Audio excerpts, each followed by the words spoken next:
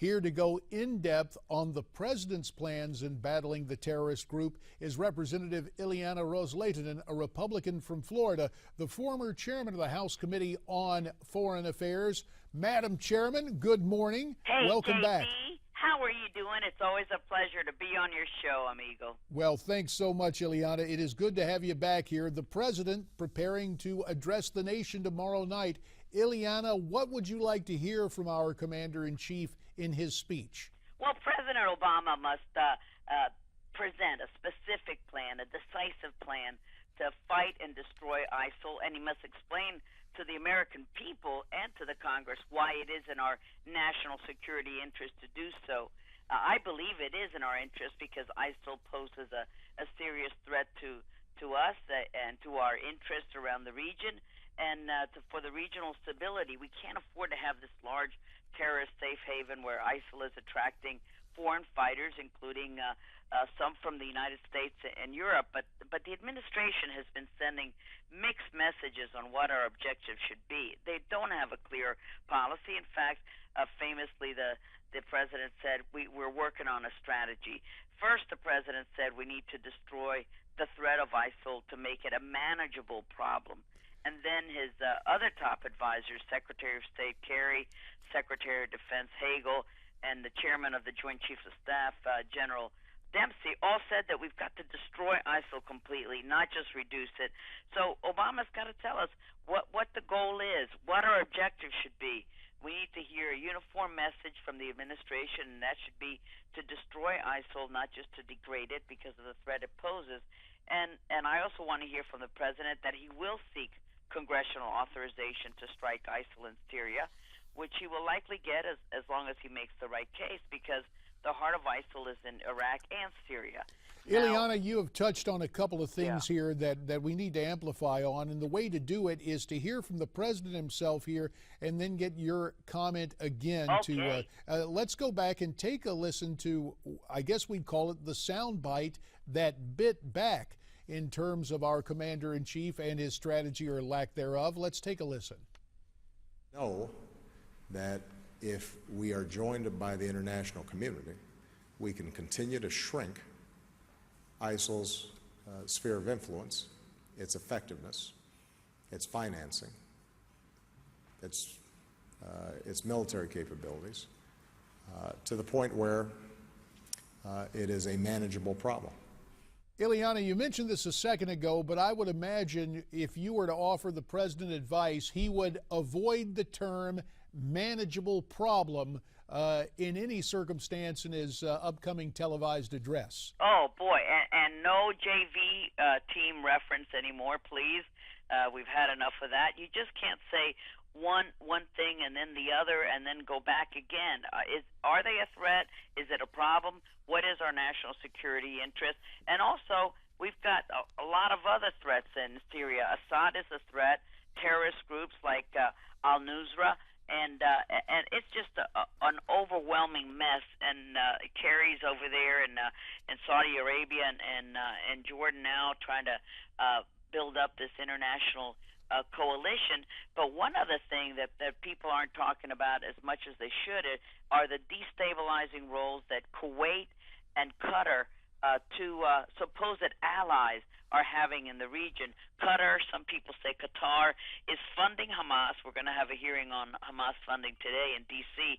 It's funding the Muslim Brotherhood, and they've actively and openly aided in raising funds for ISIL. And this is the same country where, remember, we swapped, not we, the Congress, we're going to condemn Obama for that swap today on the House floor, but we swapped Sergeant Bergdahl for 5 Taliban members that were in Gitmo. And where did we release them to? To Qatar. And it's a nation that's been the home of Al Jazeera, and it's a problem. The other problem country that we consider an ally, and that's laughable, sadly laughable, is Kuwait. We went to war to liberate Kuwait, and what did we get for that blood and treasure that was spent there? They're funding ISIL. They're funding jihad, and they've become what are Obama's own Undersecretary for Terrorism and Financial Intelligence called at the Treasury Department. He called Kuwait the epicenter of funding for terrorist groups in Syria. Syria. Wow, and so this much is a for group that gratitude. we helped free. Unbelievable. Yeah.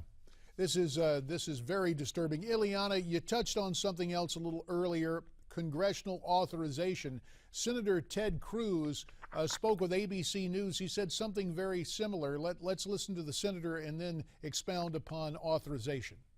What we ought to have is a direct, concerted, overwhelming air campaign to take them out. In Iraq and Syria? The focus should be Iraq, but the real focus should be taking out ISIS. Within Syria, it should not be our objective to try to resolve the civil war in Syria. You said that the U.S. should bomb ISIS back into the Stone Age. Should that take congressional approval, or does the president have the authority to do this on his own? It should absolutely take congressional approval. So, Senator Cruz, Ileana, saying on the Senate side what you're saying on the House side. Congressional approval is needed. Unfortunately, I don't think it's going to happen. This president has sidestepped the Congress for so many years. Why should this one be any different? And remember that he really had a terrible misstep in Syria before, when he said if Assad uses chemical weapons, that's a red line. The United States will not put up with it. I'll go to Congress and seek authorization. Many of us were willing to give him that authorization because Assad is a threat, and yet he backed out, probably went on vacation, who knows what, and then it floundered around, and we ended up doing really nothing. Ileana, less than a minute and a half left. Two other topics I want to get your take on very briefly. I want to tell you about Sotloff. You know, he's a constituent, was a constituent of my district, and the spokesperson for Sotloff was on Anderson Cooper last night. You've got to take a look at that interview where he said that Obama has not been truthful about how they treated the Sotloff family, and they think that the moderate or so-called rebel groups that we want to help in Syria, they're the ones who sold Stephen Sotloff over to the ISIL group who later beheaded him. One final topic, very quickly, got to switch gears here. Illegal immigration, Miami Dade school system inundated with undocumented students. Now they're asking for federal assistance. Have you heard their call for federal assistance? With 45 seconds left, what do you think's going to happen there? Well, I have met with some of the school board members. Some of them have already entered our school system. Others have not as yet, and they're working with the Catholic Church and other groups to to sponsor the kids and to lessen the heavy financial impact that it will have in our community. So we're working on all those issues, and I hope that we can get them resolved. But the administration's solution is always more money, and we've got to have the security at the border if we're ever going to get anywhere with reform. We'll have to leave it right there. Ileana, thanks for your time. Thank you, J.D. Bye-bye. So we heard from Ileana on two very important subjects, what she wants to hear from the president tomorrow night and what she hopes will transpire in terms of the influx of illegals and what it means to school districts around the country, including her own congressional district. No doubt you have some thoughts on both those issues, thoughts we invite you to share with us. Why don't you tweet me your comments at Newsmax TV, hashtag America's Forum. You can also go to newsmaxtv.com/comment, and there's Facebook as well. How do you find us at Facebook? Well, try facebook.com/Newsmax. Your comments invited and appreciated. And coming up after the break, Waleed Faris and a man who spent time on the ground in the Mideast. Stay tuned.